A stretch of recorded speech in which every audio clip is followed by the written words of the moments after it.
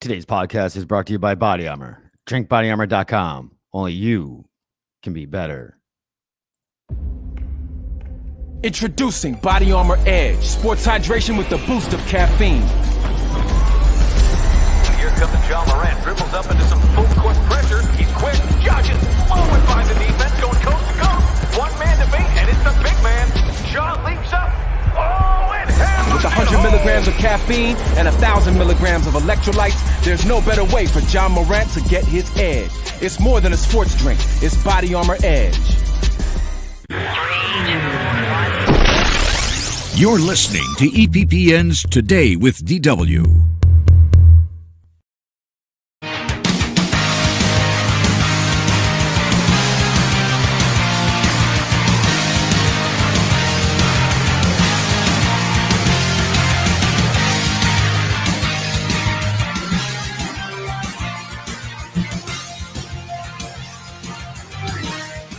Welcome, everybody.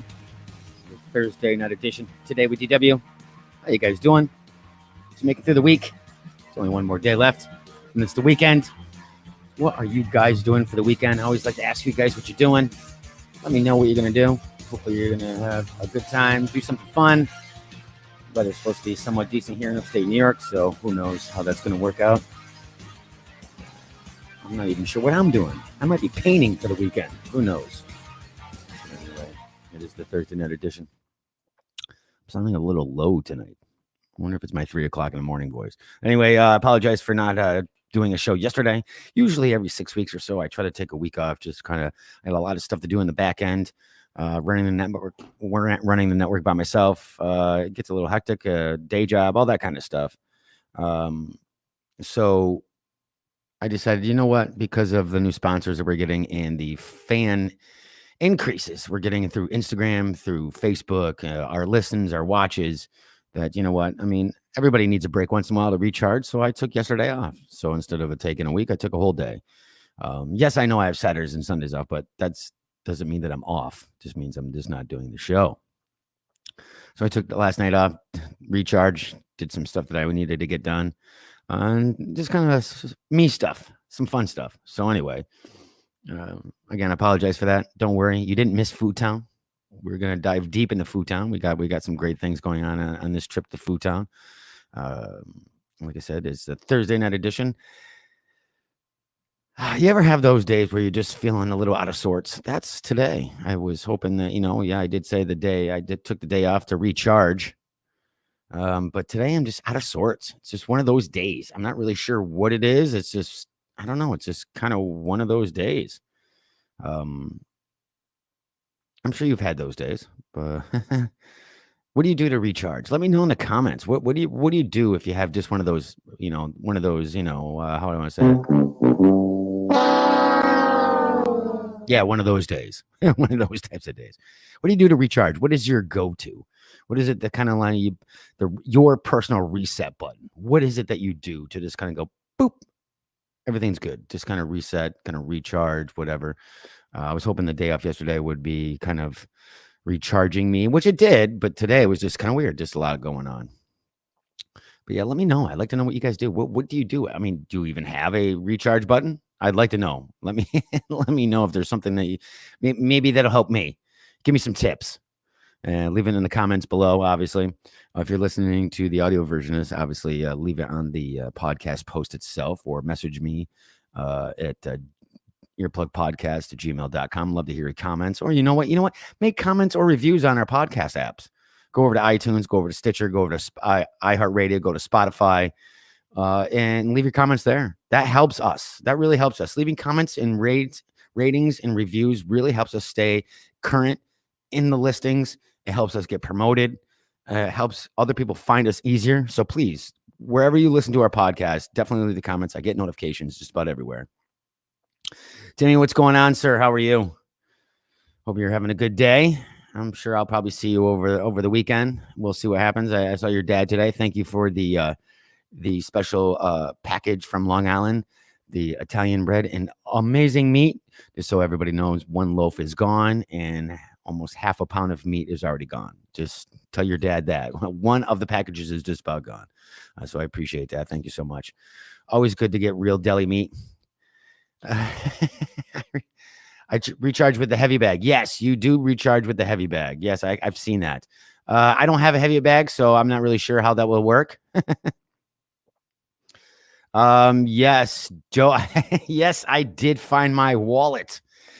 Thank you, sir. It was in my other pants. Figure that one out. I told you, it's a day. Today is just a day. It's just one of those days. I don't know what it is. But again, getting good deli meat makes my day. So that did help. It's hard to get really good Italian deli meat up here.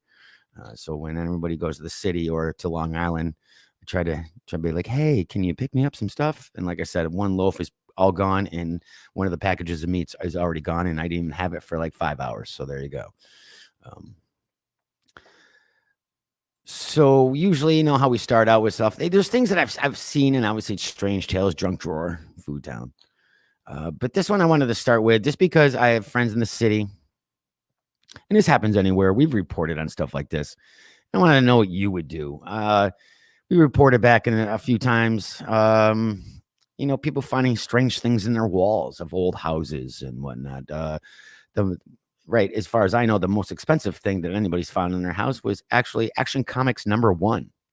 Yes, Action Comics #1 was found inside the house, inside the walls, from a man who was remodeling his old home. Now, he also found Superman Action Comics #2 and 3, which is the first appearance of Lex Luthor. You'll be like, why would they even do that? Well, back in the day, we know that funny books, as they were called, that weren't really worth anything. Needless to say, those 3 issues are probably some of the worst. One of the 3 most expensive comic books, most valued comic books in the world.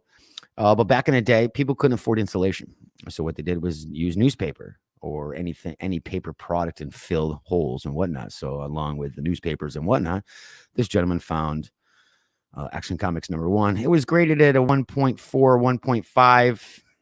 It still was close to $1 million. I want to say close to $1 million. I'm not sure. It's been so long since I reported, but it was high up there. So, and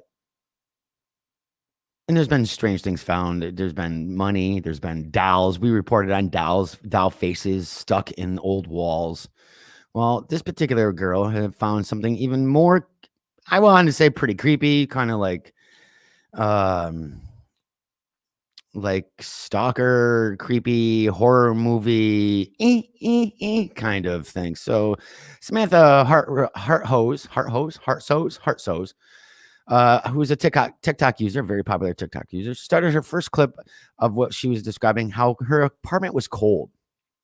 Now, obviously, that's nothing strange in New York City. Oftentimes in winter, apartments are either too cold due to bad heaters or steaming hot, again, due to bad heaters. However, Hartsoes noticed that the chill in her place was due to a draft, which, after looking around, she realized was coming from her bathroom. So she starts filming in many parts, and we won't go through all the parts. I'll show you the last part of this, but it turns out the draft, you can see her hair moving near the door frames. Oh, that's pretty cool. If you're listening to the audio version of this, I'm talking with our guests. Rob says that some people found a ton of whiskey in the walls of the house, and the house belonged to a rum runner. Very interesting. That's pretty cool. I wouldn't even know if I want to touch that whiskey.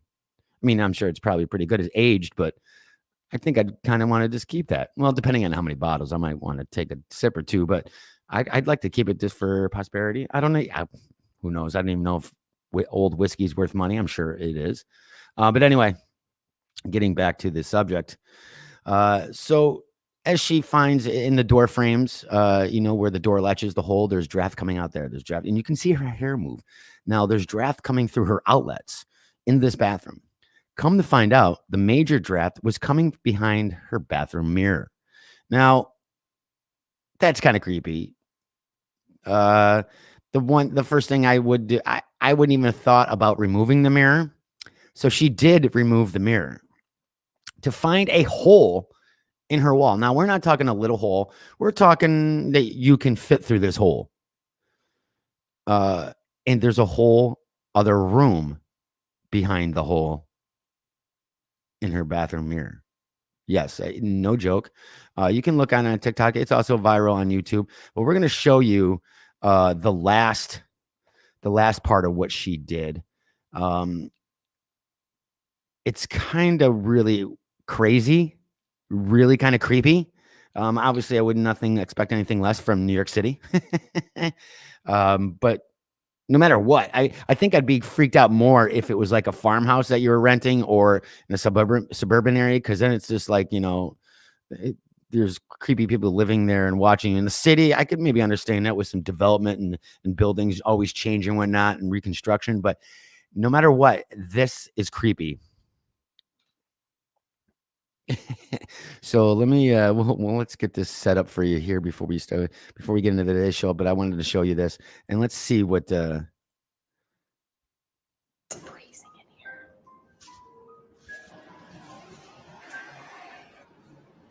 Wow, this is a whole other apartment. Now, it's not even just a room, it's a whole apartment. Okay, great. I'm gonna go ahead and lock this door. Made it out alive. My landlord's getting a really fun phone call tomorrow. Hi, neighbor, how are you? Oh, no. My hair. So let's see if we can. Let me go back one more so you can see. Where is it here? Obviously, If I can't fit there through it here, is. Let's I play think this I one. can. So that's I think I can. kind of creepy. So you throw this over there, and you'll use that as a platform.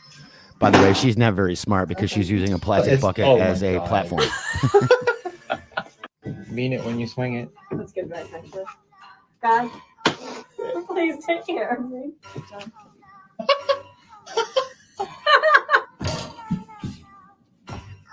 Oh, your hip's not gonna make it. Of course, obviously, there are issues going on here. I'm straddling the inside of this wall right now. What's my game plan? Oh shit. John, Oh. I'm touching something. Good. Is it? I think it's a pipe.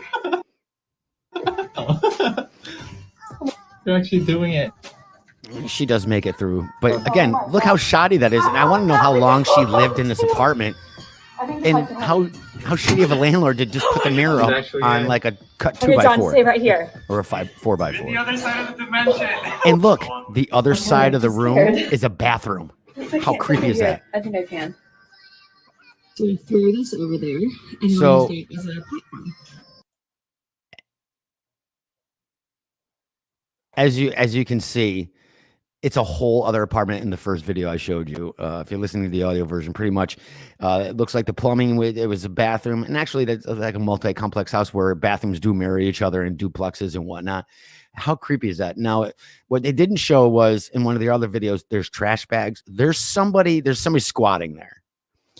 So she did walk down the stairs and lock the door. She is obviously going to call the landlord. But how creepy is that? Now, there's no heat in there. There's nothing going on, but still, how creepy is that? And wouldn't she think that the landlord would kind of want to tell? Wouldn't you want the landlord should tell you about that? And how did you not know there's an apartment right next to you? I mean, is there outside access? We didn't see that. That's just some creepy. That's like Saw shit. That's some creepy crap going on in there. I don't even know if I would want to go in that bathroom anymore until that hole was patched up. That's real. And why was the hole cut in the first place? I guess that's my question. Obviously, it's not like a peeping Tom or a glory hole, but it's still creepy. Still kind of creepy. So the next time you rent something, make sure you check all behind the mirrors. Maybe that should be a movie. Maybe that'd be a new horror movie. Check behind the mirrors. All right, let's get into today's show, shall we? And we did start a little early today. I'm going to keep you up to date with the more you know. A cat stops moving train. Man stopped by a bale of hay in Strange Tales. And I take you down again into Food Town, where we're going to visit a ghost restaurant. You're like, what? It's not what you think it may be. All that and more. So don't go anywhere. Introducing Body Armor Edge, sports hydration with the boost of caffeine. Kyler Murray drops back, looks downfield. Here comes the blitz. Murray finds an opening. And 99 dives and he misses. He's got daylight. Murray 100 milligrams of caffeine and 1,000 milligrams of electrolytes, there's no better way for Kyler Murray to get his edge. It's more than a sports drink. It's Body Armor Edge.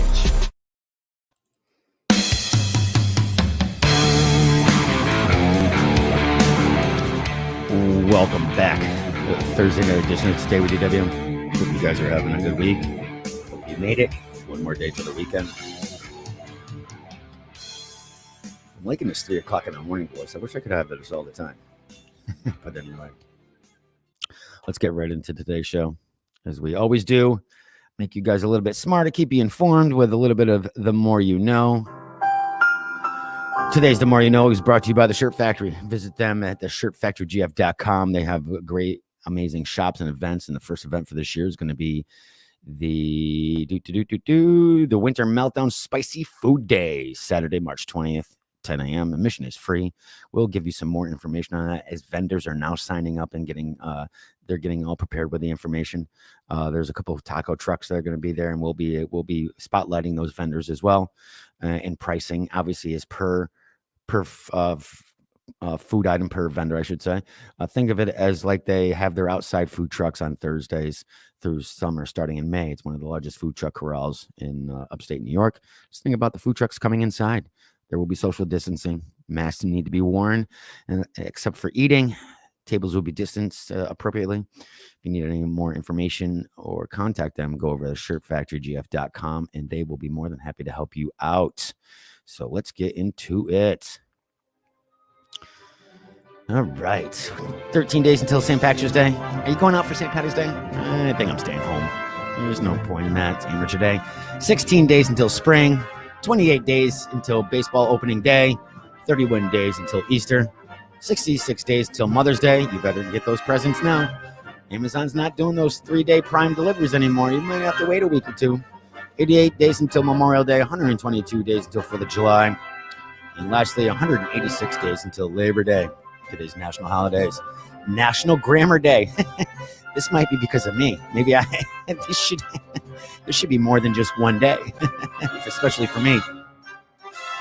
The day was established in 2008 by Martha Brackenborough, the founder of the Society of the Promotion of Good Grammar. The day's motto is, it's not only a date, it's an imperative. It's an imperative. March 4th or March 4th to speak well, write well, and help others do the same. Take the imperative seriously. So the National Grammar Day, we are celebrating the idiosyncrasies of the English language by studying up on common grammar mistakes, proofreading our correspondence, and thanking our editors. Yeah, I could use that once in a while. I'm sure you guys know exactly. If you know me well, you know that my grammar sucks. I think text messaging and messaging overall has just kind of ruined my grammar and my spelling. At this point, it's like, why bother changing the spelling? You know what I mean. It's also National Hug a GI Day. March 4th is the only day of the calendar that's also a military command. March 4th, as in F-O-R-T-H.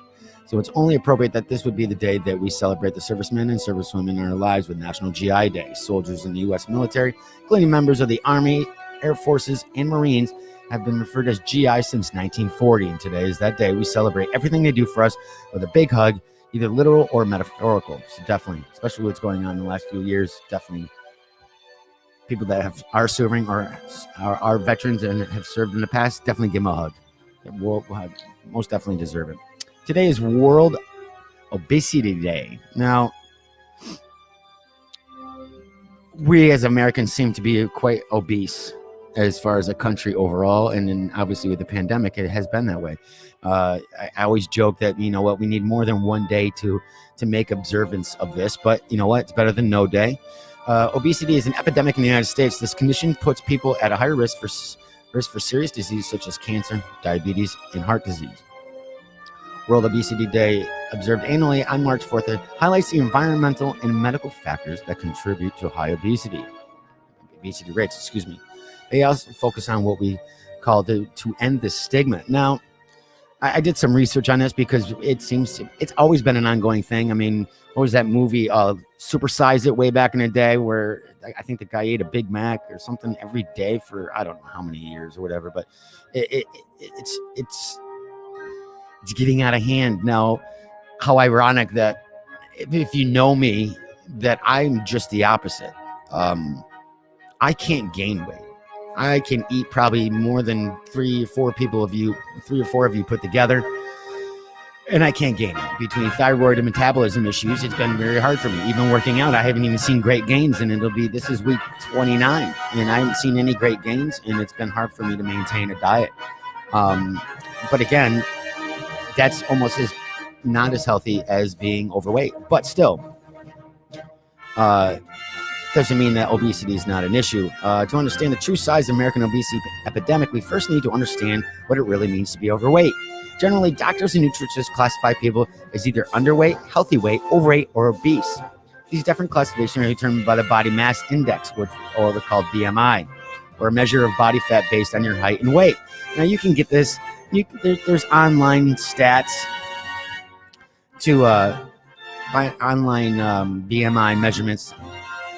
You can put in your height, put in your weight, put in your basic routine, and it'll tell you right off the bat whether you're underweight. Now, I am underweight. I am 5'7", and sadly, I only weigh 145 now. Before working out, I only weighed 134 to 137. Back in high school, I was at 150. So my ideal weight supposedly is between 155 and 160s, 165, obviously, depending on muscle mass and all that. So again, it's not a true science as far as somebody. I mean, obviously it's your height and whatnot, but as far as what is driving America's chronic weight problem, there are no definite answers. Scientific studies often reach conflicting conclusions, meaning that many theories are out there, but the predominance of evidence points to 2 causes most people already suspect: too much food and too little exercise. And it's also our society. What do we want when we go to a restaurant? Bigger. Wait a minute. Should I do this? Bigger portions. Bigger is better. Does size really matter? That's a whole different topic.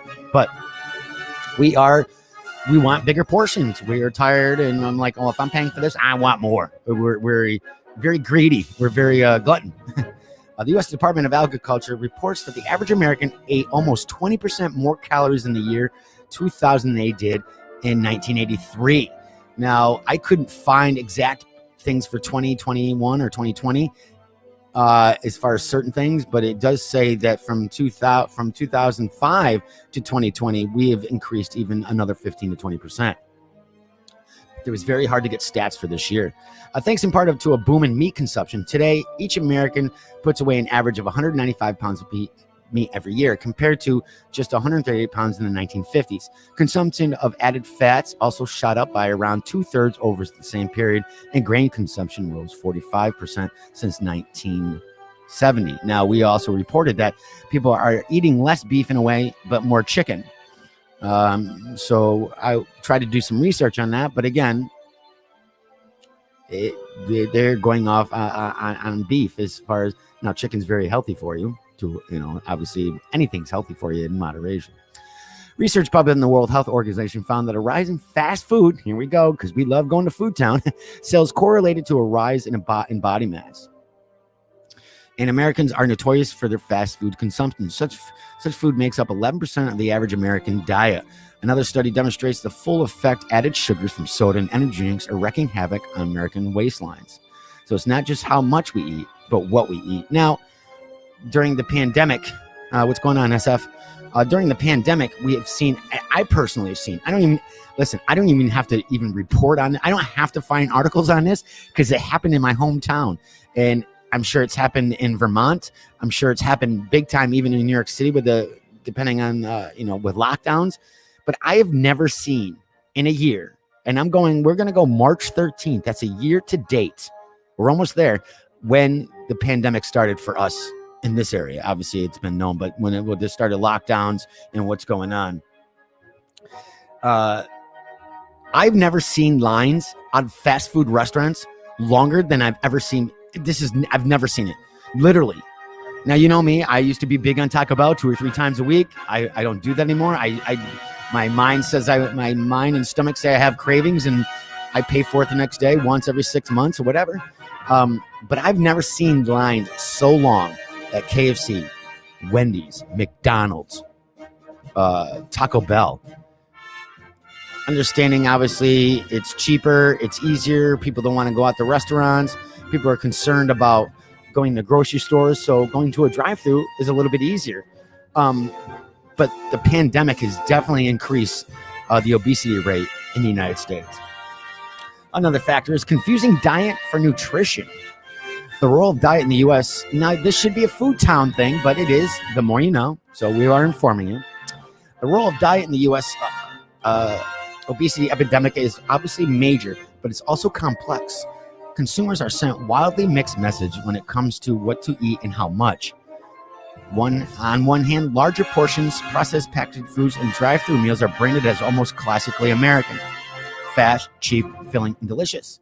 On the other hand, we spend over $20 billion annually on weight loss schemes, from diet books and pills all the way up to last resort surgeries like lap bands or liposuction. There's no wonder we're looking for fast food and fast weight loss options. We spend more time at work and less time in our homes and kitchens than our parents did. Sometimes you only have time to pack a leftover pizza slice in a Slim Fast for lunch. Now, obviously, during the pandemic, obviously this article, most up-to-date article, was right before the pandemic.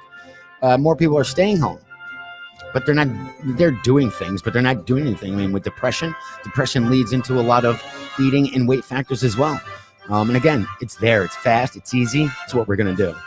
The schizophrenic relationship with food is easy to explain in terms of marketing schemes. Those decades of soda and TV dinners. I used to love TV dinners. Come on, who didn't love a TV dinner? Don't judge me. I love the TV dinners. The turkey, the Salisbury steak. Come on, that was a treat for us and the kids. But again, you know, I'm 50, so back in the day, that's what it was. But anyway, and it was a treat for us, but we realized Mom was just being lazy. So it's all on her.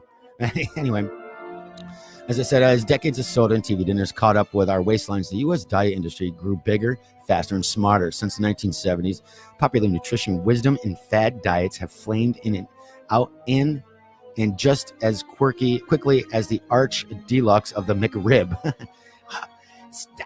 And I know we're going on tangents, even though I'm talking about this, but the McRib is probably one of the most disgusting things I've ever seen. I'm not going to even try it. I just think it's gross. Sidebar. Now back to our regularly national holiday. In the 1990s, our big enemy was fat. Low-fat and fat-free products flew off supermarket shelves. It took us decades to learn that when something is fat-free and full-flavored, it's probably too good to be true, which is true. A lot of the stuff that's fat-free, diet soda, a lot of it's not necessarily good for you, or I should say better for you than the regular food. So it turns out most food companies were just swapping hydrogenated oils and sugar in for the animal fats they remove from low-fat products. Hydrogenated oils are restructured vegetable oils that carry high levels of trans fats, an amazingly evil type of fat that can raise your bad cholesterol, lower your good cholesterol, increase your risk of developing heart disease, stroke, and diabetes. While somewhat less sinister, added sugar can also wreak major damage on a diet. Technically, low in calories, high quantities of sugar disrupts our metabolisms, causing surges in insulin and energy levels, and ultimately contributing to weight gain and diabetes. Now, as I kind of said before, another factor is inactivity is the new norm. And right now, inactivity, especially during COVID, I mean, how many people were unemployed? There was no reason to get up. You're depressed. You're tired. I'm going to grab a Pop-Tart instead of grabbing an orange for breakfast. Or, even if you're doing your shakes, your healthy shakes or whatnot, it's just easy. I'm just going to grab that instead, a bowl of cereal that's full of sugar. I mean, that's, it's easy. Lack of exercise is also a major culprit in the obesity epidemic. It's been decades since most Americans worked in fields and on factory floors. A far greater majority of us are sitting throughout our workday. This means less exercise each day. According to one study, only 20% of today's jobs require at least a moderate physical activity, as opposed to 50% of jobs in 1960. Other research suggests Americans burn 120 to 140 calories a day burn 120 to 140 fewer calories, a day than they did 50 years ago. With this add this to the higher amount of calories we are packing in, we are getting a perfect recipe for weight gain. The being lethargic goes well beyond the workplace. It's also how we get to work and what we do after. Americans walk less than people in any other industrial country, preferring to sit in cars to get around, buses, whatnot. And at the end of the day, 80% of the Americans don't get enough exercise, according to the CDC. A number of other factors are thought to play a role in the obesity epidemic, such as the unnatural effects of smoking, excess weight gain in pregnant mothers, poor sleep, stress, and lower rates of breastfeeding are also thought to contribute to the child's long-term obesity risk. Of course, these factors are not explicit or solitary causes of obesity, but they are reliable indicators of the kinds of systematic healthcare failures contributing to the crisis. It's a serious issue, and obviously the pandemic's not helping. So even if you just get up and walk a little bit, just walk a little bit. That's all. There's nothing wrong with that. I walk. I don't ride my bike as much as I'd like to. One of the reasons for me, I'm just the opposite. If I do a lot of cardio or whatever, I could literally, it's like the movie Thinner. I could just blow away. Anyway, right after that last national holiday, it's National Pound Cake Day. I swear they do this on purpose. This is ironic, is it not? It's a traditional recipe for pound cake. Makes the cake much larger than most families can consume. How funny is this? Following a National World Obesity Day, can consume as it calls for a pound of each of flour, butter, eggs, and sugar. Hence the name pound cake. In the United States, sour cream pound cake is a popular variation apart from the traditional pound cake recipe. Other variations include adding vanilla or almond flavoring or dried fruits. There's nothing wrong with having things in moderation. You don't need to eat all 5 pounds of a pound cake. All right, lastly, it is Marching Music Day. For centuries, the beat of a drum has kept military units moving in unison. From the training field to the battlefield, the football stadium to the Broadway stage, marching music delights performance and spectators. They also perform in small gyms, auditoriums, and grand arenas. From small parades to impressive spectacles, fifers, pipers, burglars, drum corps, marching bands, parade groups, drill teams, and color guards bring music to life. They bring audiences to their feet while stirring a crowd to an enthusiastic roar. Today in history, 1789, First Congress meets and declares Constitution in effect, which included 9 senators and 13 representatives. 1791, President Washington calls the U.S. Senate into the first special session. How appropriate with what's going on right now, isn't it? Does history repeat itself? Exactly. 1791, Vermont admitted as the 14th state, first addition to the 13 colonies. 1922, first vampire film, Nosferatu, premieres at the Berlin Zoological Garden. Funny is that, the Zoological Garden. In Germany, an adaptation of Bram Stoker's Dracula. 1927, Babe Ruth becomes the highest paid MLB player in history when he signs a 3-year, $70,000 per season contract with the New York Yankees. Now, to give you an idea, right now the highest paid national baseball player is Trevor Bauer for the Los Angeles Los Angeles Dodgers. He has a 3-year contract for $102 million. Now divide that by 3. Babe would be rolling in his grave. 1936. Infamous first flight of the airship Hindenburg at Friedrichshafen, Germany. Now this is an iconic flight, and the picture's got to be ingrained in most of your heads.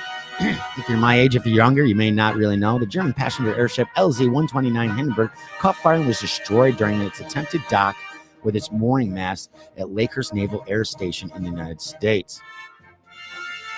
Of the 97 people on board, 36 passengers and 61 crewmen, there were 35 fatalities. 1 worker on the ground was also killed, making a total of 36. The disaster caught on newsreel coverage, and a photograph shattered public comments in the giant passenger-carrying Zeppelins and marked the end of the airship era.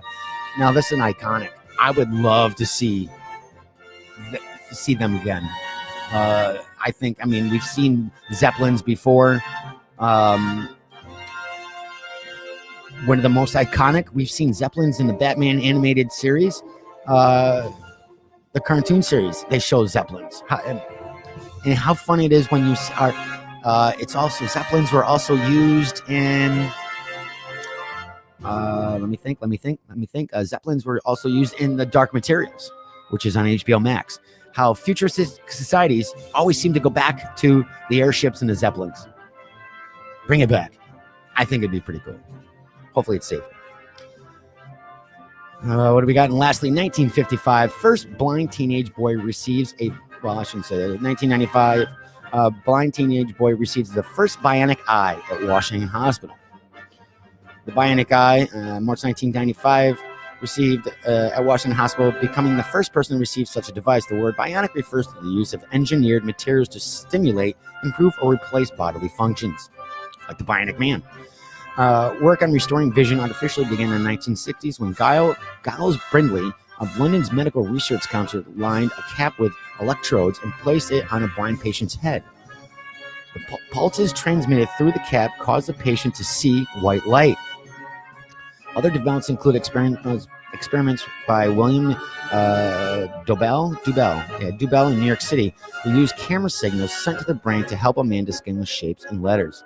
In 2000, a blind woman had her sight partially restored with a bionic system sent signals to her optic nerve. We're getting better and better with that kind of stuff. And how funny that the $6 million man, $6 million might get you one eye at this point. And that is all. Today's The More You Know. If you just join me, it is the Thursday night edition of Today with DW. It sounds like my midnight, it's 95.5. Streaming all your love hits all night long. I don't know why I have the 3 o'clock in the morning voice. It's been like I said, it's been a weird day. But yeah, anyway, getting back to some of the comments here. Sometimes criminals will rent 2 apartment units and make a connecting hole so they can escape a search warrant. We don't want to give tips out here, Rob. I'm just kidding. That doesn't shock me. Doesn't surprise me at all. I don't see this particular girl, this TikTok girl, a criminal. Maybe it was in the past and they forgot to patch the hole. I'm not really sure, but not shocking at all. And that hole is really not a big escape. There's not an easy escape route. And literally the mirror was huge. So it'd be pretty hard to do that. But yeah, I'm not shocked. We're going to take a short break from one of our sponsors. Obviously, it's Body Armor. Check out their new drink, Body Armor Edge. It's their first foray into the energy drink. It's not really, you know what? I say energy drink, but it's not like your Red Bulls. It's not like your Monsters. It's and obviously Body Armor is not like Gatorade either. They have their regular sports drinks. They have Body Armor. They have Body Armor Light. They have great water. Now going into this, into the Edge, into the sports, I should say, energy drink sports. They are into the four-way, and it just was released just a couple weeks ago. We debuted, I believe we're the first, minus them. We are the first and only people to debut the commercial on Tuesday. I don't even believe it's aired yet on TV. So we were allowed, as we talked with some of the big guys up in Body Armor, if we were allowed to do that. And we're going to go right into that commercial right now. Don't go anywhere. We got Food Town, and we got some Strange Tales. And we have some strange tales today. Just don't go anywhere. Introducing Body Armor Edge, sports hydration with a boost of caffeine. Kyler Murray drops back, looks downfield. Here comes the blitz. Murray finds an opening. And sideline dives, and he misses. He's got daylight. Murray sprinting, picking up speed. With 100 milligrams of caffeine and 1,000 milligrams of electrolytes, there's no better way for Kyler Murray to get his edge. It's more than a sports drink. It's Body Armor Edge.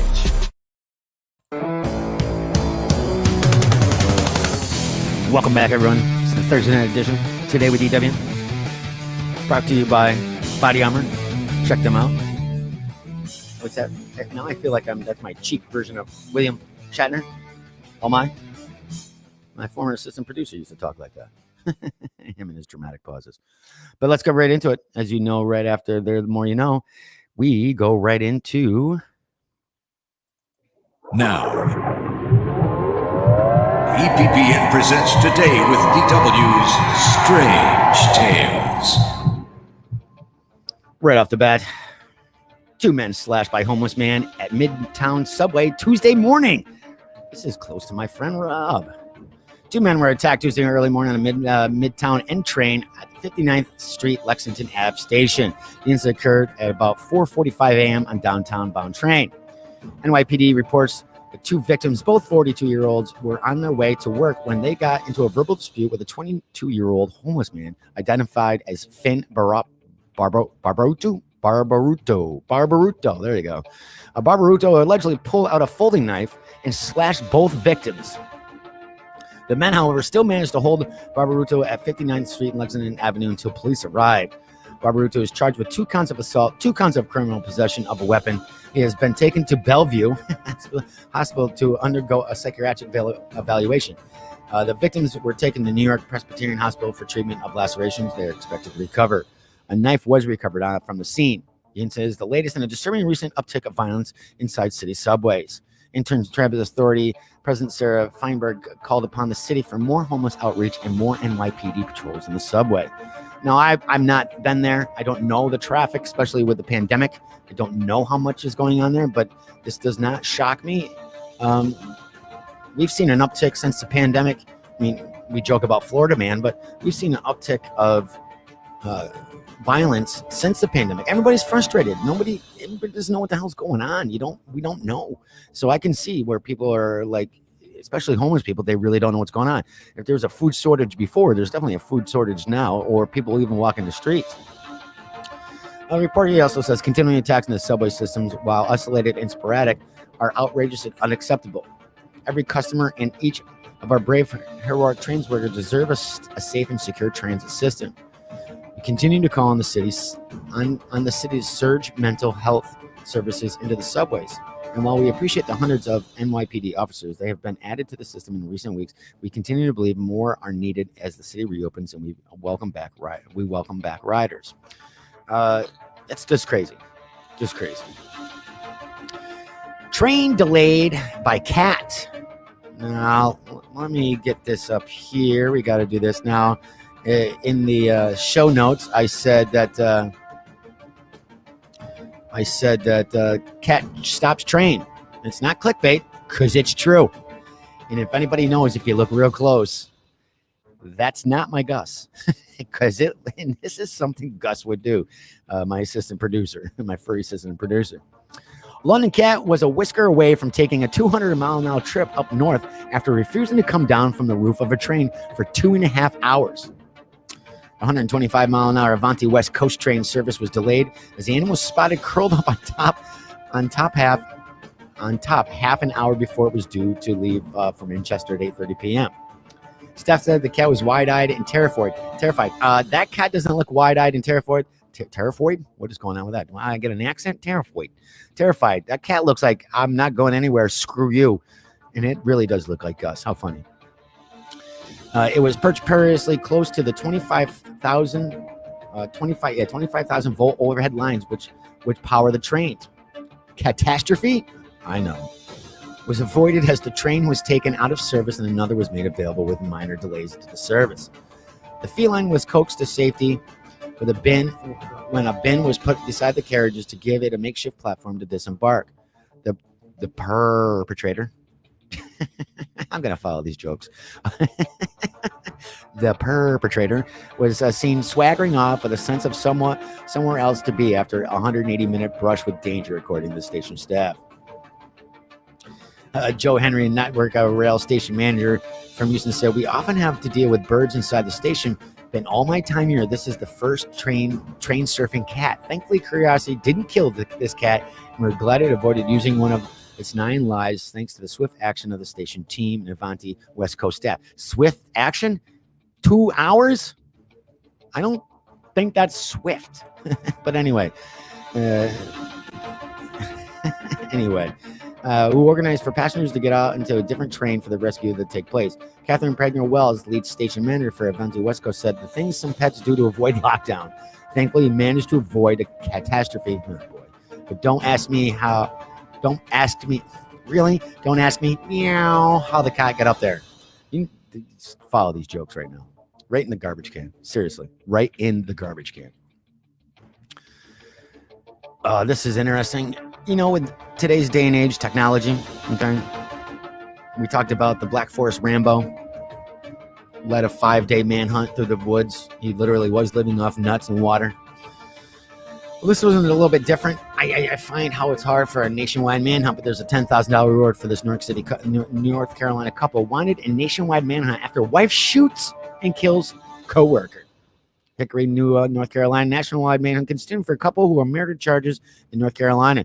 Investigators say Tangela Parker, 49, has shot and killed her co-worker, Ophelia Marlowe, in Hickory, North Carolina, following an argument at work on January 13th of 2021.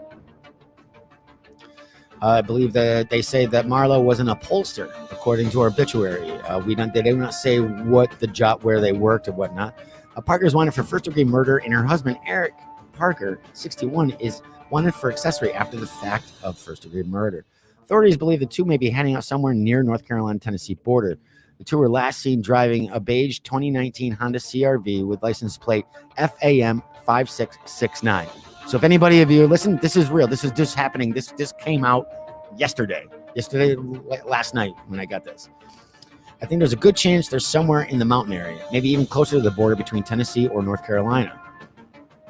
But I think there are definitely a possibility that are still in the area, says U.S. Marshal Deputy Commander Brian Alfano urged people to keep an eye out for the couple.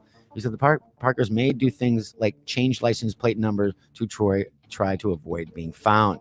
U.S. Marshals are offering an award, as I said, up to $10,000 for information leading to their arrest.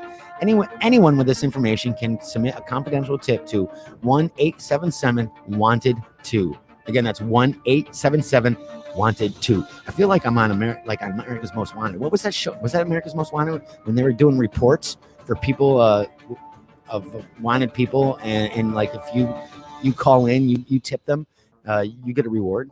That's pretty cool. Anyway, this man, you think a bale of hay is not going to stop someone.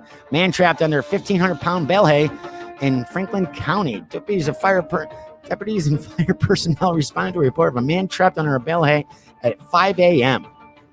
Sheriff's Office said deputies found 50-year-old local man trapped under a bale hay that weighs about 1,500 pounds on Peterson Road in Franklin County. They were able to dig the man out, and he was flown to a local hospital. The owner of the hay told the authorities he wasn't allowed there. He's stealing my hay. Who steals hay? Is hay worth any money? And obviously he wasn't well equipped. So anyway, the Franklin County Sheriff said it's still investigating the incident. Now, how many times have you swerved from, like if you're driving in front of a car, I should say truck, and they're carrying something, especially people are moving. Piece of small furniture flies out, a garbage can, and you swerve to avoid it, or you're swerving a pothole, you're swerving, whatever it may be. Well, this is new, and of course, it only comes out of Florida. Car swerves to miss falling couch. Crashes, driver is ticketed.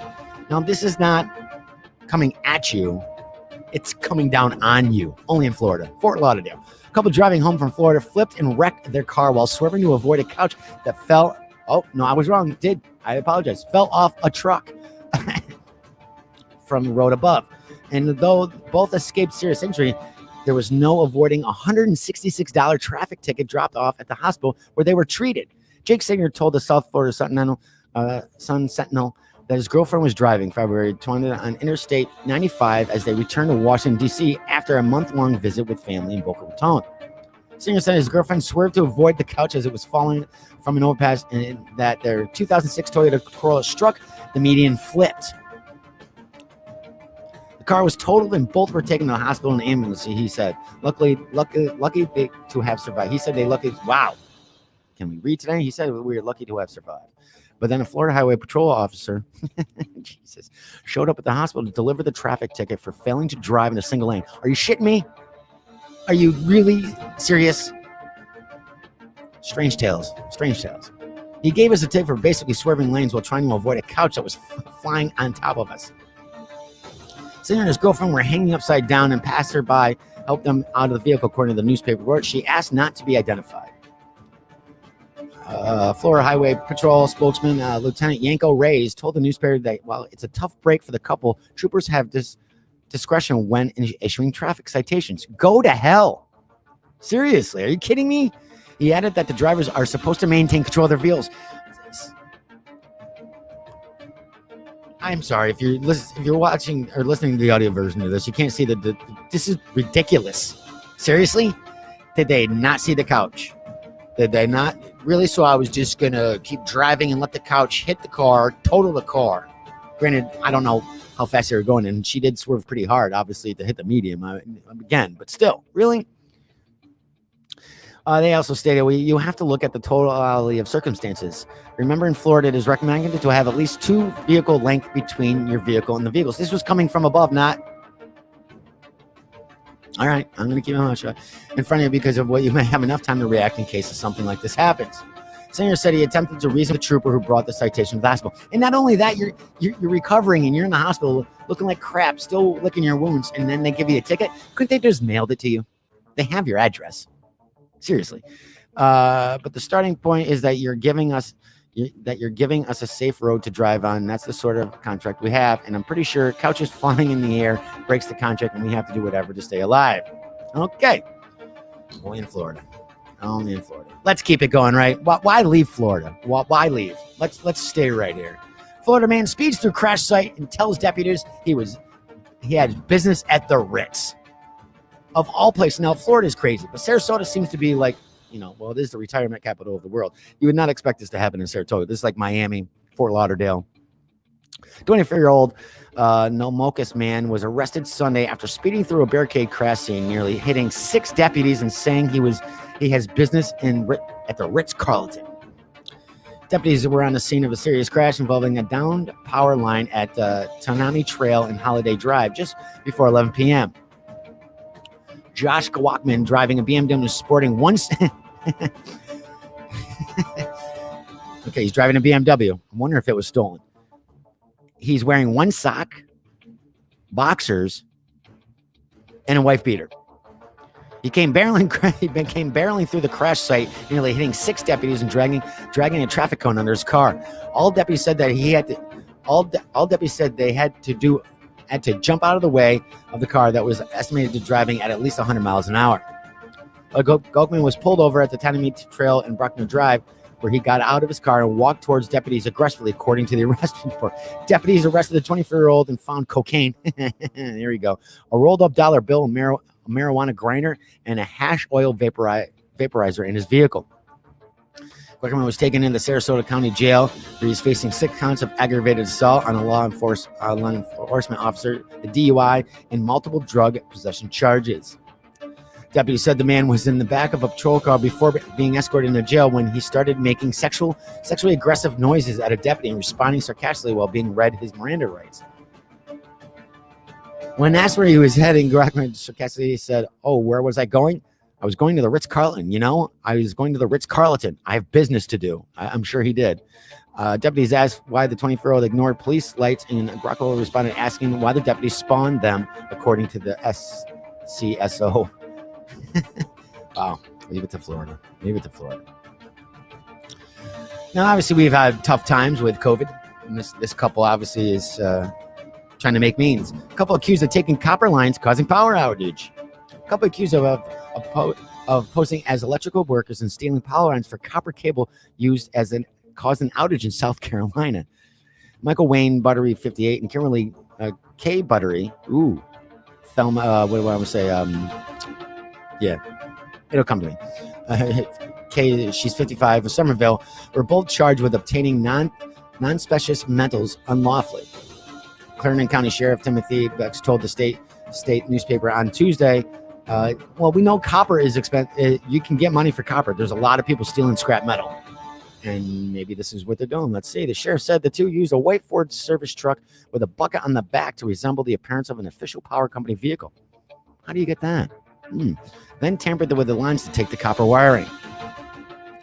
Power crews responding to an outage near Manning discovered power lines had been cut down and copper wire had been stripped from the poles. Someone later reported that a truck was seen near power lines in the area. The truck led investigators to Butlers, and deputies discovered tools that were likely used in the theft. The sheriff's office said in a statement they were arrested. obviously, I mean, I'm totally speculating here, but it's definitely for the power line. It's definitely for the copper. I mean, we're going through tough times. Maybe I still want to know how they got the truck. If they can afford a truck. Now, if there's an update on this, I'll keep you updated on this if we find out if they actually stole that truck too. This is, yeah. Okay. This is the last thing we got in Strange Tales, and this one is definitely Utah mom stopped for video call while driving and having small kids unrestrained and drugs in her car. Utah mother is facing a laundry list of charges after police say she was making a video call while driving with her two children, ages 2 and 8 months, unrestrained in the back seat. Sheriff's Office detective spotted 19-year-old Gabrielle Ann McKenzie driving erratically in Eagle Mountain with a young child unrestrained moving around the back seat of the car. Detective pulled McKenzie over and says that there was a smell of marijuana coming from inside the car. Deputy arrived on the scene to help, and the pair asked McKenzie to get her children out of the car so they could search it. Police said McKenzie argued with them, saying that they could not search her car. Police then explained what they claim. This is what they claim to happen next. As she reached in the back seat to remove her children, the detective and deputy saw her take something out of a box next to one of the children and conceal it in her waistband. Concerned it might be a weapon, the deputy put handcuffs on her and saw a brown bag partially concealed in Mackenzie's waistband. This bag contained a small amount of white powder that was later determined to be cocaine. Police said they also found a small amount of marijuana, a bottle of liquor, and drug paraphernalia. Well, this woman's the mother of the year. Happy Mother's Day to you. Holy crap. The children's grandparents came to the scene to get the children. This case is being reported to the UL Division of Child and Family Service, obviously. This is the list of charges. Like I said, Happy Mother's Day. Endangering of a child, third-degree felony, possession of cocaine, possession of marijuana, possession of drug paraphernalia, illegal possession of alcohol. She's not 21. Evidence tampering, illegal possession of tobacco, use of handheld device while driving, which is the least of her worries, and suspended driver's license. And there you have it, everyone. That is today's Strange Tales. Oh my God. This might not be a popular opinion, but it is my show. I really feel that some people need to take a test to be parents. Yeah, I said it. Let me take that down. We'll take that down. I know if there's crickets, but no, I really believe that. I really think some people need to take tests. It's, yeah, yep. My. You know what? Let's do it, everybody. Let's get in the car. Come on. Let's get in the car.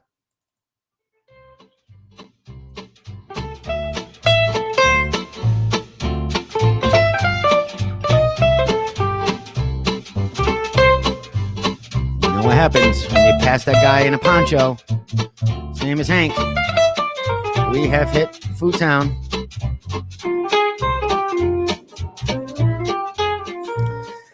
Now we got a bunch of stuff going on today in Food Town. Some strange, not strange news, but some strange happenings. But I also wanted to bring up this.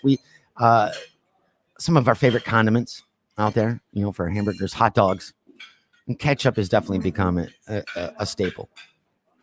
And it could be the winner of the condiments, the king of condiments.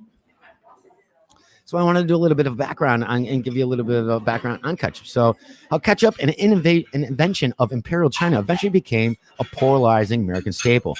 Ketchup makers are trying push past the condiment's basic reputation with new flavors like Cranch and mayo chup. And I've seen those. I haven't tried it. I do like mayonnaise and ketchup, so that makes sense. It's a smooth sauce now typically made in the U.S. with pureed tomatoes and vinegar. Historic variations have included chestnuts, fish, mushrooms, oysters, and stone fruit. So go ahead and do a quick Google search and put in all American food. I can wait for you. Here. Well, or I can give you some music. So do this. All right. Put it in there. Put in all American food. Seriously, I'll wait.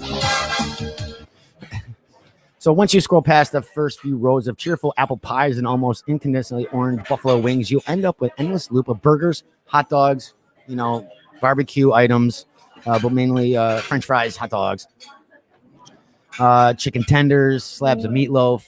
But there's always one thing that's in common with a lot of those pictures. It's not a bottle. It's not mustard. It's more ketchup. You'll see more ketchup in any of those pictures than anything else. So to give you a little bit of history, tomato ketchup is a 19th century American invention, the union of, as Malcolm Gladwell described it for the New Yorker in 2004, the English tradition of fruit and vegetable sauces in the growing American infatuation with the tomato. Bottles of ketchup are now standard on many tables, from burger and breakfast joints to some steakhouses. Oh, I cannot stand. Why? No ketchup on your eggs. Don't ruin a good egg. Please don't do that. It's enmeshed enough in the fabric of American dining that's the subject of multiple Seinfeld riffs, which is true. Do you have a ketchup secret? Elaine coos to Russell in the show's fourth season. The following season, George informs his parents after they criticize the amount of ketchup he's using, and that this is my ketchup. I bought this ketchup so I could just have as much as I want. It's true. If you bring whatever you want, you can have as much as you want. To that end, overuse is a common complaint surrounding the condiment. That's how I feel. Ketchup is a garbage condiment, said by some in this report, which was created as a sectarial mission centered partially on exposing overuse of ketchup. This Facebook group, Ketchup is a Garbage Condiment, has almost 13,000 members. Contained within our entire folders of ketchup used in increasingly unorthodox places on macaroni and cheese. I know somebody does that. As a dip, I use it as a dip once in a while. Ketchup and chips. Listen, if I don't have salsa or whatever, I'm going to use ketchup as a chip. A recent post shows on the group shows a kid's breakfast plate that has more ketchup than scrambled eggs. Yeah, okay. Let's give you a little history here. While tomato ketchup is deeply ingrained enough in American cuisine, it is present in 97% of American refrigerators. Its roots trace back to the Imperial China, where sailors popularized a fermented paste made from fish and soybeans called geethup, G-E-THCUP, or kocheup. Okay, so ketchup, there you go. Because it was easy to store on long voyages. As their trade routes widened, so did the knowledge of the sauce, until finally landed in Britain in the 18th century by the way of British traders who were posted up in the Philippines, where banana ketchup is a staple. Ooh, a banana ketchup. Their British home cooks made variations on the paste featuring celery, mushrooms, nuts, oysters, and stone fruit. The end results differed wildly by the goal, but the goal was the same: to create a flavorful, pungent sauce that keep for a long time and augment meals at a time when household spices were still a luxury to help stretch less than choice cut meats, especially if they were the verge of going bad. So yeah, back in the day, you didn't. Let's say I'm going to be exaggerating, but the poor salt and pepper, or let's say garlic, or any of the other spices, those were for the rich. So this is, I guess we could consider this the poor man's spice. This could be it was available for everyone at this point. In 1812, James Mees, what's going on? What's going on, Leroy? Nice for you to pop on. In 1812, James Mees, a Philadelphia scientist, was credited for creating the first ketchup from love apples, a term given to tomatoes for their non-purported aphrodisiac qualities. Never heard of that. Look at that. See, it's even the more you even learn, the more you know while you're in Food Town. Heinz ketchup came along in 1876, which contained tomatoes, brown sugar, salt, spices, distilled vinegar, a key ingredient that helped prevent tomatoes from decomposing as quickly. I am not a huge ketchup person. I like it on certain things. I like it on burgers. I like it on fries, but no eggs. What do you put ketchup on that most people don't put ketchup on? Let me know. Put it in the comments below. I'd like to know, what do you put on? Eggs is a staple. Rob says, in Japan, ketchup you sometimes use in spaghetti. I don't get it. Okay, really? That is interesting. Is it included in the sauce? Well, this is Food Town, so is it included in the sauce, or is it straight ketchup? Or is it added to the sauce, or is it part of the sauce? You know what I'm saying? If it's separate. Let's get into so we got some more things going on. Now we know that chicken wars are going on, but with all the fast food joints. But now Sonic looks like they're going to be going into the next thing that's been hitting the hipster crowd, and that's hard cider seltzers. Excuse me. Sonic's is jumping on the hard cider seltzer trend and partnering with Oklahoma-based brewery to create its own line of seltzers inspired by their popular slush favors. Oh boy.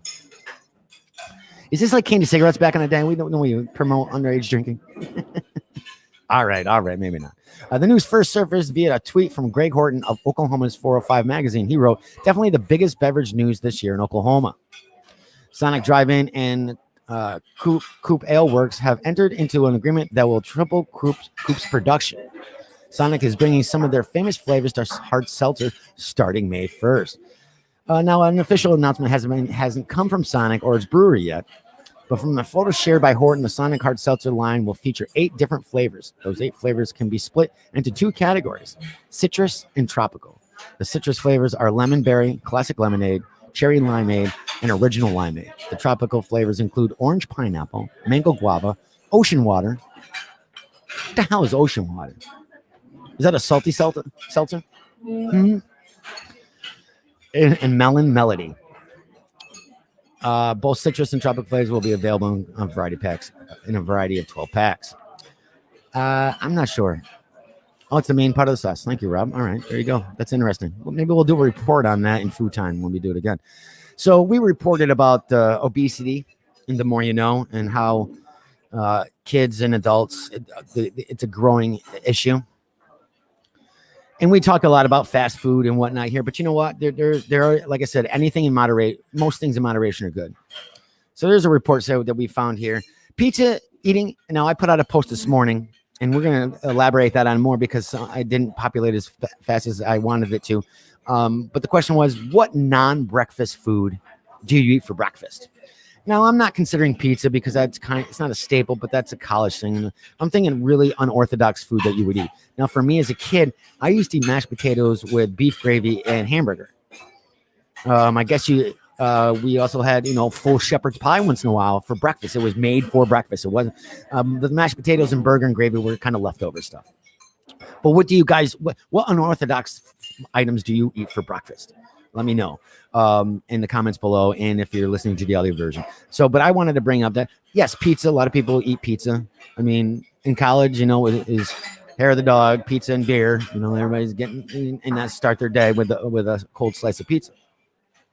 But I found that this kind of interesting because I did do some research. Pizza is actually healthier to eat for breakfast than cereal. Now, everybody wants an excuse to eat cold leftover pizza for breakfast. I mean, every now and then I do. New York-based nutritionists told the Daily Meal that a slice of pizza contains more fat and much less sugar than most cold cereals. So you'll not experience that quick sugar crash. And pizza contains carbohydrates, protein, and dairy too. You may be surprised to find that the average slice of pizza in a bowl of cereal with whole milk contains nearly the same amount of calories.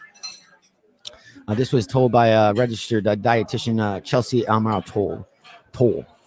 However, pizza packs a much larger protein punch, which will keep you full and boost you throughout the day. To compare, 1 cup of Raisin Bran has 18 grams of sugar and 1.6 grams of fat, which includes saturated fats, which we know are not the good things. 1 slice of pizza, meanwhile, typically has about 9.8 grams of healthy unsaturated fat in addition to saturated fats. While having pizza at 9 a.m. might not be a healthy option, and Merrick certainly was not calling pizza a nutritional food. It's more of a balanced meal than milk poured over sugary cereal. So the next time your kid wants to have a pizza, have a slice of pizza from the dinner before, give it to him. It's better than those Fruit Loops. Just do it. You can do it. So this actually is Food Town. Obviously, it is a local town. We didn't have to drive too far, but we're not too far. We have a new establishment coming into Colony, and it's called The Ghost Restaurant. No, it's not spooky. I guess I could use this. I could use this one. The Ghost Restaurant. Anyway, what is a ghost restaurant, you ask? Ghost restaurant, also known as a virtual restaurant or cloud kitchen, is a food service establishment that offers takeout only.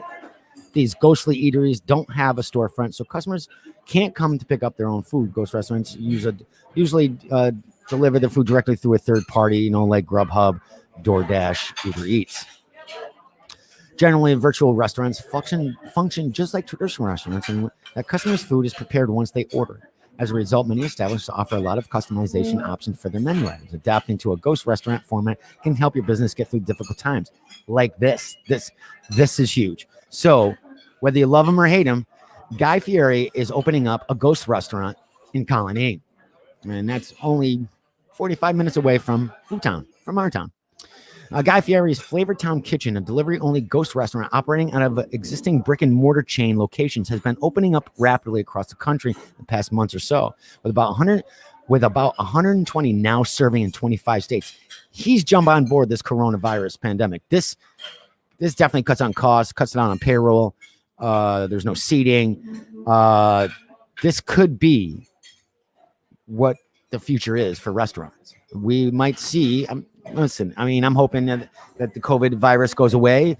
But again, people's mentalities and speculations of what's going on, this could be the restaurant of the future. This could be where everybody's going. Doesn't sound like it's such a bad idea, but we'll go through it. Food for the local Flavortown kitchens comes out of Boca de Beppo, 44 Wolf Road.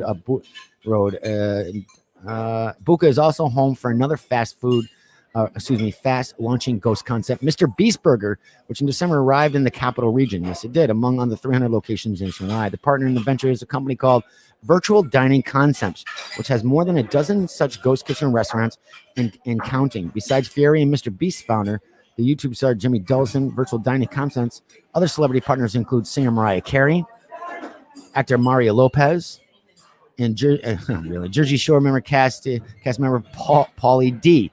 Now, Mariah Carey has cookies. Lopez does a Mexican version. And what do you think Pauly D does? That's right, Italian subs. The Flavortown Kitchen menu has 16 items, including 3 shareable size apps.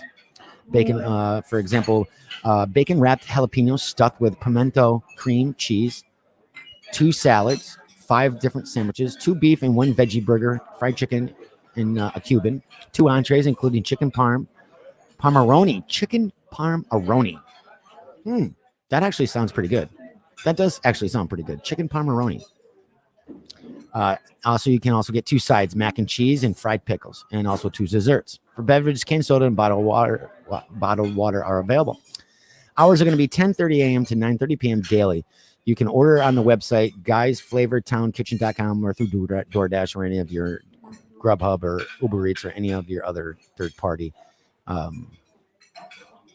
delivery service. What do you think about this? This is how I feel.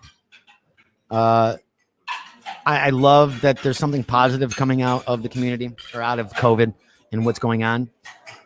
I love the creativeness of this. The major part of me, will I try? No, because I don't live that far away, but if it comes closer, something maybe.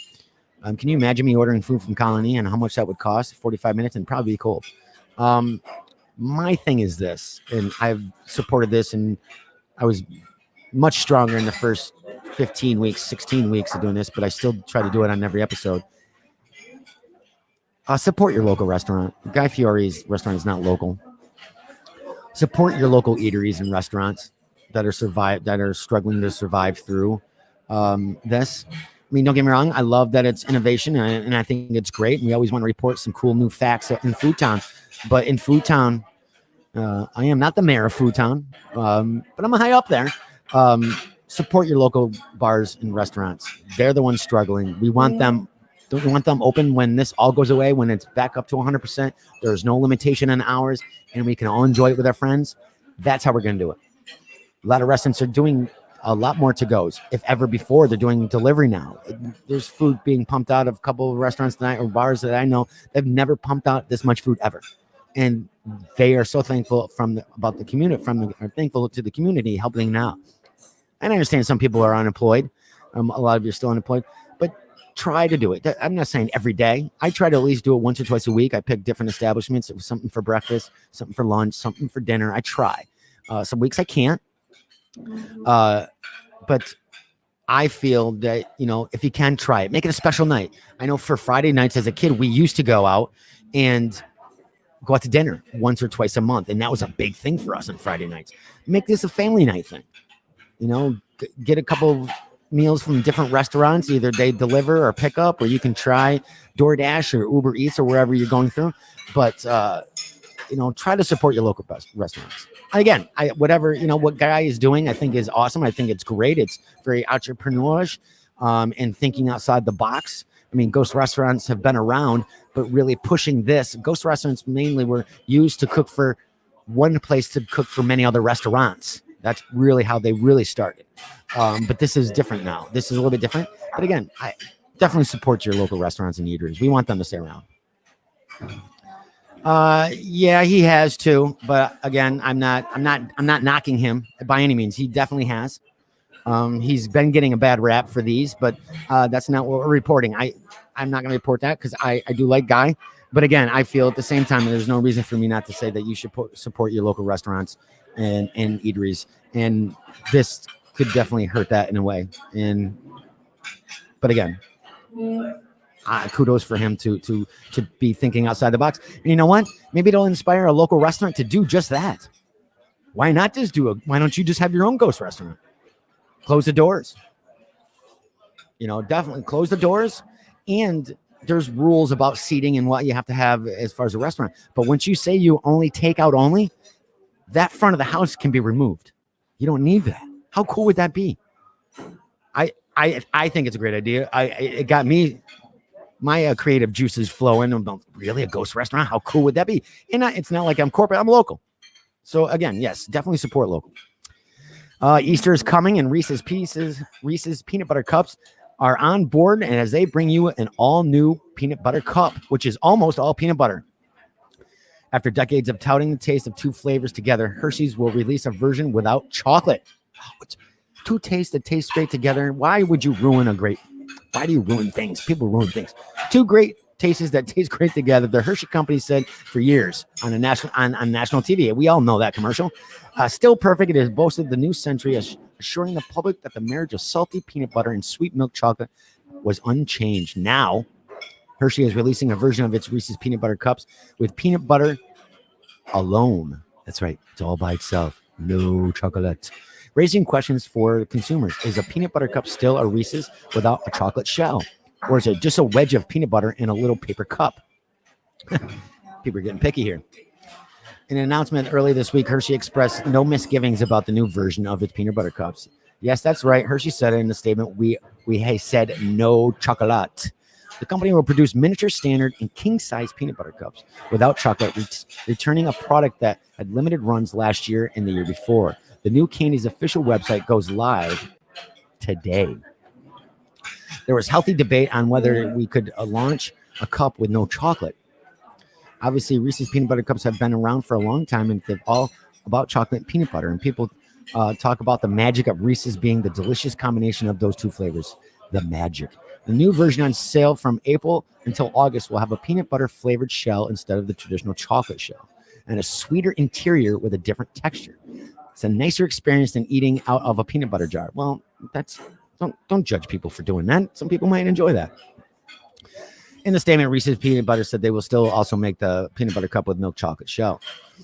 To give you a little history too, Reese's Peanut Butter Cups have been around since 1928 and were invented by Harry Burnett Reese, a candy maker who had worked at the Hershey factory. Decades later, Hershey acquired Reese's, adding a valuable brand to its chocolate-making empire. Well, what started more than 125 years ago with Milton Hershey, an entrepreneur from rural Pennsylvania selling homemade caramels from pushcart, is today a $21 billion company and one of the largest candy makers in the world with 80 brands, including Kit Kat and Jolly Rancher. Look at that. And that is our little trip into Food Town today. I hope you guys enjoyed that. And we'll get back in our car. Grab our to-go items to bring home to eat.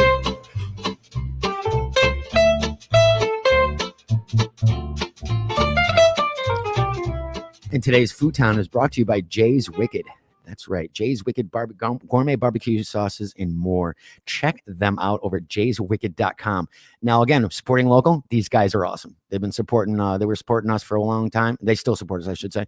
But they get jumped on board when I was doing it with my Winging It with DW chicken review videos.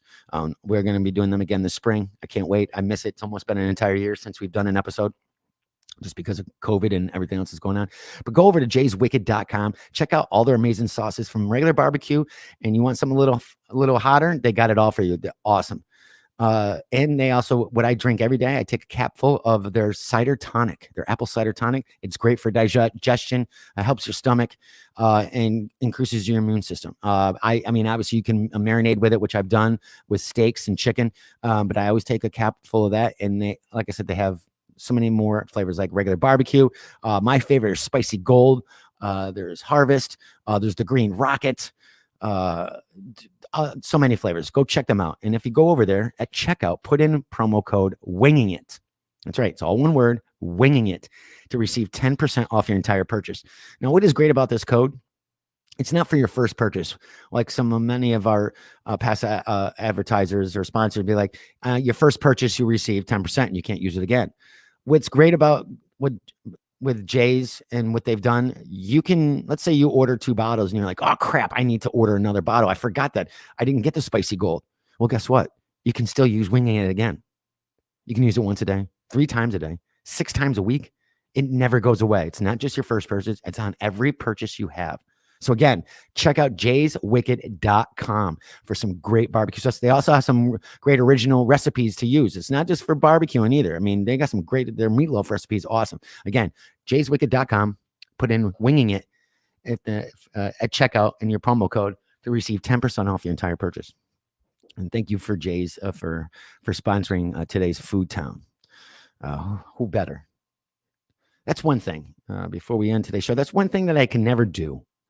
Again, let me know what you guys, what strange non-breakfast food you've eaten for breakfast. I'm not saying just once, but I mean, it's something like a mainstay. Like I said, mine was mashed potatoes and gravy and hamburger, the poor man's shepherd pie maybe, but, and I enjoyed that as a kid.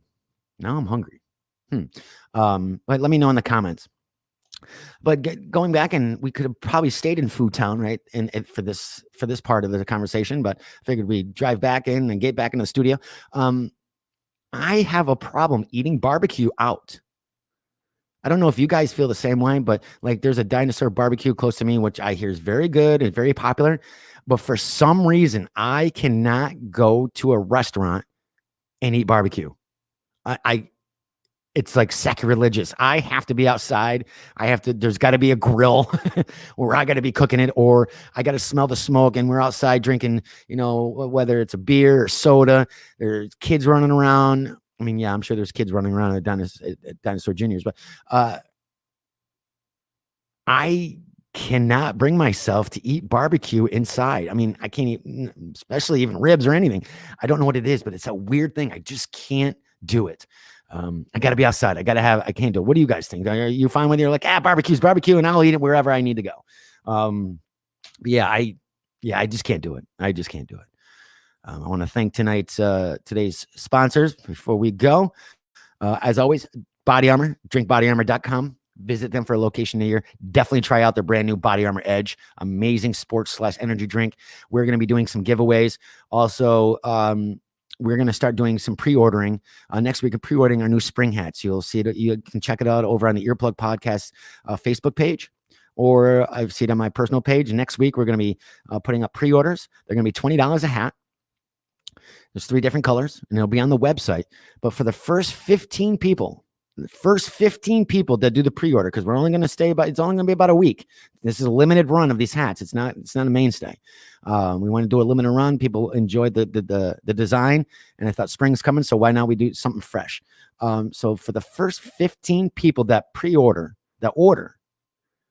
you'll also get a hat, a Body Armor Edge shirt, or a Body Armor regular t-shirt, and some Earplug swag between buttons, stickers, maybe a shirt, maybe there will be some mystery items in there. But again, first 15 people to order for $20 for the hat, you get a Body Armor shirt, a choice of Body Armor shirts, and some Earplug swag. So you're looking at a good value there. And like I said, spring's coming. Plus it helps support the network to do what we can do. And you look cool doing it. Who doesn't like the monkey? Who doesn't like a good trucker hat? Seriously. But anyway, also thank you to the Shirt Factory. up here in upstate New York, Glens Falls, visit theshirtfactorygf.com. Check them out. Also March for their spicy food fest, the March Meltdown. I think that's what I keep forgetting here. Let me just scroll back. Yeah, it's the March Meltdown. Yeah. I should know this. I report on it every day. It's crazy. Yes, it's the Winter March Meltdown Spicy Food Day. It is March 20th at 10 a.m. Admission is free. If you need more information, definitely go visit shirtfactorygf.com. And lastly, but I can never forget, Chase Sports Complex. They are awesome. They jumped on board right towards 4 or 5 months ago. And they've been great. Check them out. It's chasesportscomplex.com for other hours operations, indoor batting cages, volleyball. There's other great things to do there. And from what I hear, April 1st, too, more things that we're going to be able to be opening up. So they're going to be offering even more now that the state is finally lightening up a little bit. Again, thank you so much for joining me tonight. I hope you guys have I hope you enjoyed this show. And I hope you guys have a wonderful evening. And I'll see you tomorrow. This has been an Earplug Podcast presentation. Found on earplugpodcast.com, iTunes, SoundCloud, and wherever your favorite podcasts are found.